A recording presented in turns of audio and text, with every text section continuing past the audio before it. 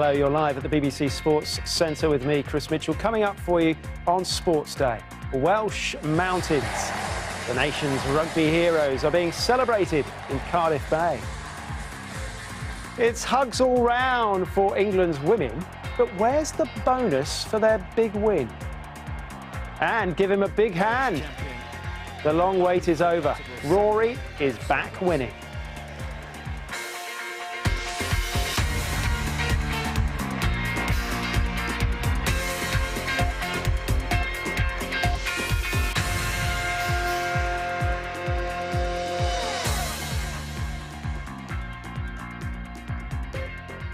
So just how good are Wales? They were pretty spectacular at the weekend, weren't they? Today, they're celebrating their Six Nations Grand Slam.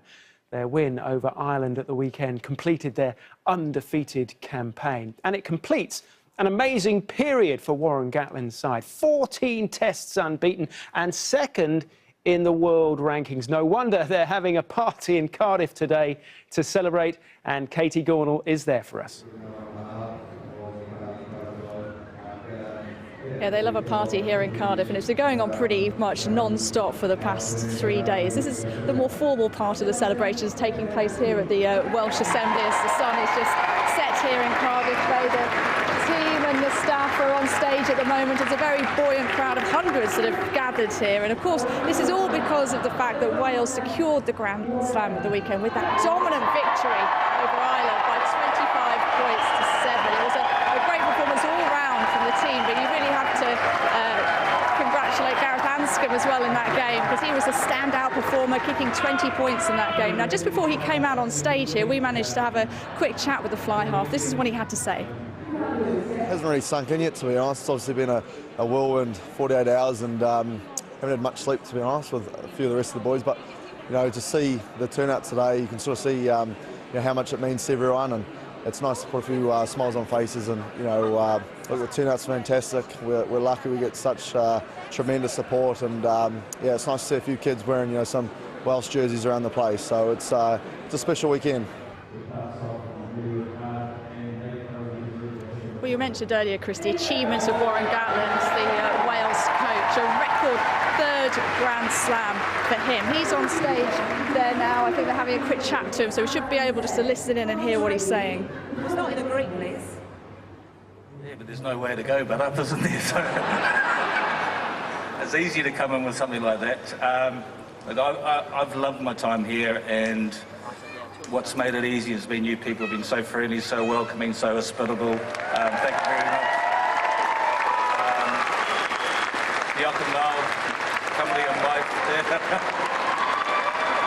We're not finishing there, Warren. We're not finishing there. It's not always an easy job, is it? Because when you win, it's great. But when you lose, we're not easy on you, you know that. It can be a very difficult job. The last year's been pretty good. I've enjoyed it. The biggest thing for us is try and win the last game of a campaign, then you can enjoy the next couple of months. So, look, we finished second last year, we've won it this year. We've had a couple of years where we've been a little bit disappointed.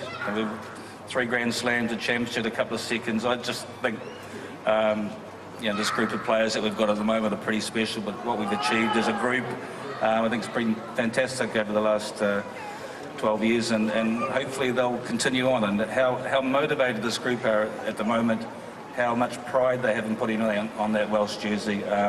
That's what makes it special, and that's why you enjoy being involved with a special group of players.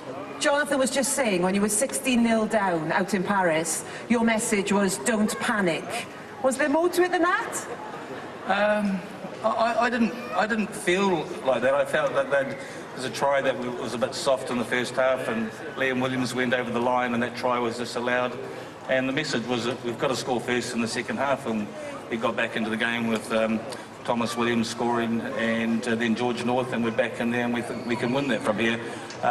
One thing about us is, in the second half against France, we were so much fitter than they were, and that made the massive difference. These boys train exceptionally hard, and you know, we got what we deserved. And that's...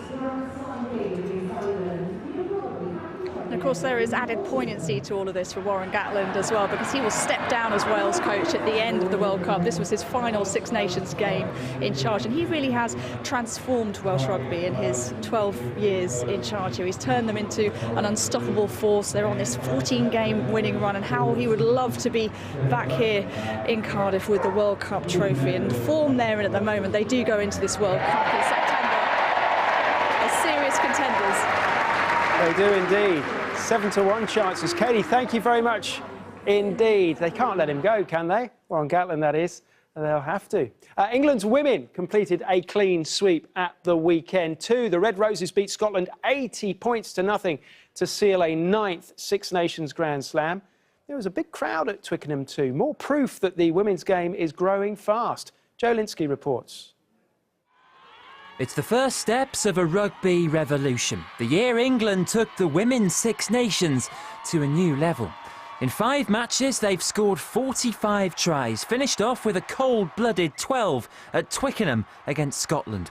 They won that match 80-0. It's been a similar story through the weeks. Only France, last year's champions, stopped England getting more than 50 points. It is the most they've scored across one campaign. But behind all the figures are 28 professional contracts. England's players went full-time in January. They're the only team in the tournament that gets paid. 2 months together has brought a Grand Slam, and with a World Cup in 2 years, there's even more potential. We work hard for this and professional contracts, and Mid's made a really good comment about we will be judged not on the win but on our performance. And actually for us it's not what's about in front of you. We've set our own standards for this group from now and going forward, and actually tonight we were pretty close to where we wanted to be. Obviously everyone's been talking about it. Obviously we're really new into it. It only started in January, so in terms of how much it's kind of come to fruition, I'm not sure yet, but hopefully, you know, over the coming months and years it certainly will do. But yeah, it's a really good start for us and on the way with those contracts. But on top of the salary, the trophy doesn't come with a cash bonus. While England's men reportedly had a Grand Slam prize fund, the women haven't received one. A bump in the road for a sport rising to a greater stage. More than 13,000 stayed to watch England win it all at Twickenham, a new record crowd for the tournament. It is just over a decade since only 300 watched this fixture. But as this team and this sport grows, this new professional generation takes the hands-on approach. England have the resources to move even further in front. Now can the rest of the Six Nations keep up? Joe Linsky, BBC News. Well, World Cup winner Rochelle Clark joins us now. Just quickly on the success first for England. What do you make of it? Yeah, I'm absolutely delighted for them. They've been performing so well over the last 5 games, you know, 12 tries against Scotland. You can actually see in the last couple of months how much being in camp together all the time has made a big difference. You've got a lot of youngsters in there and they've just been developing and, you know, growing with each game. It's been fantastic to see. England put in some fantastic performances too. Joe made the point in his piece just then about the bonus situation. Now, if England's men had won the Six Nations, they were in line to get a bonus. England's women did win it. No bonus as far as I'm aware. Why? Well, I don't know the ins and outs of that, unfortunately, but certainly, you know, the girls are doing it because they absolutely love the sport, love the game. It's fantastic that they're able to be contracted players now and they're being paid to do what they love. Hopefully someday we will get the bonus of winning the championship, but certainly the girls are very happy with the trophy that they've won. The other thing to say about this Six Nations is it's yet another win, of course, for England, and an easy win, you'd have to say, at the weekend, 80 points to nothing. When will the rest of the world, if you like, or the other nations, catch up? Yeah, I think what needs to happen is that the development of each of these countries, they need a really good structure of the youngsters coming through. We've been so lucky with the brand newbies who've come in this year and last year, and they've just done so well, the likes of Jess Breach, Hannah Bottoman. So if you have some good pathway coming through, and then obviously it does help with the going professional, and I think other countries need to catch up, certainly going at least semi-pro and get some decent sponsorship deals to allow that to happen. OK, Rochelle, thank you very much. Professionalism, then, is the route to success, it seems. OK, still to come on Sports Day, we hear from the Australian cricketing great Shane Warne on England's chances at this year's World Cup. I think England and India, I think those two probably go in as favourites. I mean, England, I love the style of play that England are playing with at the moment.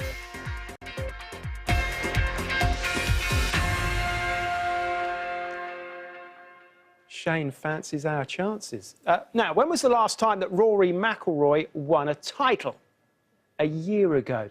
But when did a British player last win the Players' Championship? Think about it. It was a long time ago. There's a clue there for you. Sandy Lyle, 1987. He did it actually a year before he won the Masters. Perhaps McIlroy will follow a similar route. McIlroy, of course, won the Players on Sunday by a shot from Jim Furyk. It was a great win too, more so because his round started so badly with missed putts and his ball in the water. But perhaps, this is the beginning of a new chapter in his career. My career is hopefully going to last another 15 or 20 years. So one tournament or one day or 1 month in those 20 years is nothing. It's just a glimpse. So it doesn't change anything. It doesn't change who I am. You know, it looks great on my resume. I'm very happy about that, and it's another step in the right direction. But that's all it is to me. It's a huge tournament to win. I'm very proud. I'm very honoured. But it's just a step in the right direction. So at last, happiness for Rory McIlroy. Let's talk more about his win at the weekend with Anja Alvarez, who is a former Tour pro on the LPGA Tour. Hello. How's it going? It's going very well. It's going even better for Rory McIlroy. What did you make of his win?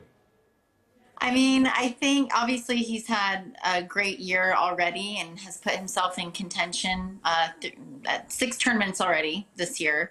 He's proving to people once again why he is such an exceptional player.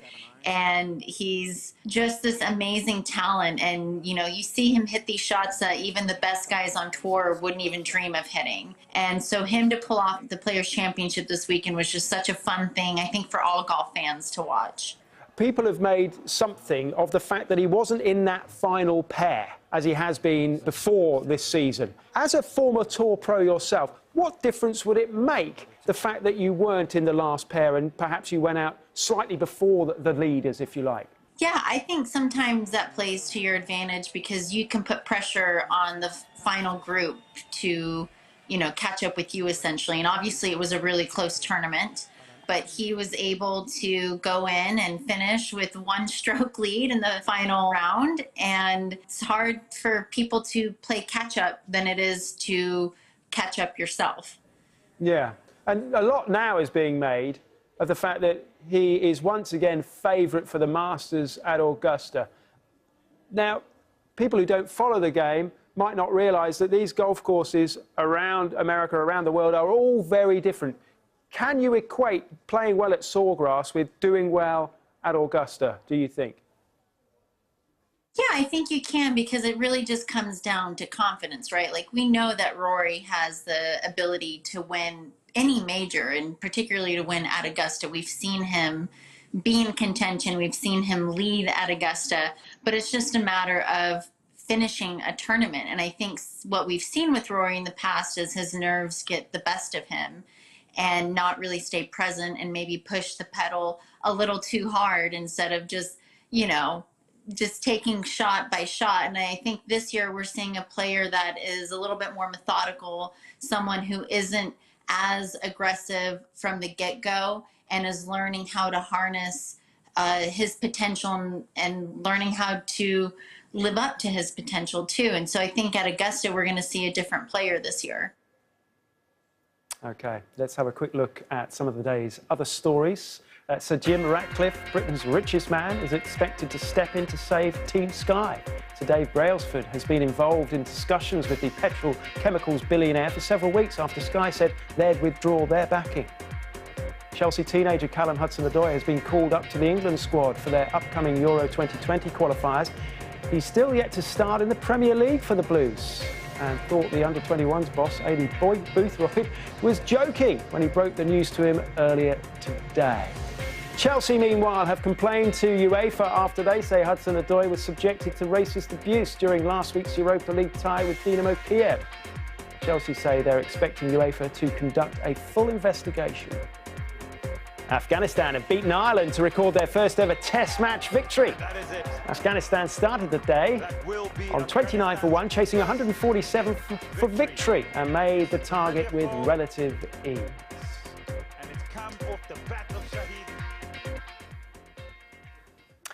England's women claimed the one-day series in Sri Lanka by winning the second match of the three-game contest by 6 wickets to take an unassailable 2-0 lead.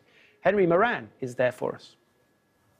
This was another dominant victory for England, sealing the series win at the earliest opportunity. 187 for 9 is what they restricted the hosts to, and 188 always looked like a target that England would chase down with relative ease. 54 for Amy Jones, another half-century in the series for the England opener, as well as runs for Tammy Beaumont and Lauren Winfield. This was a dominant display once again, and England can head to Colombo for the final ODI, knowing the series is done, and all that's at stake is more ICC Women's Championship points.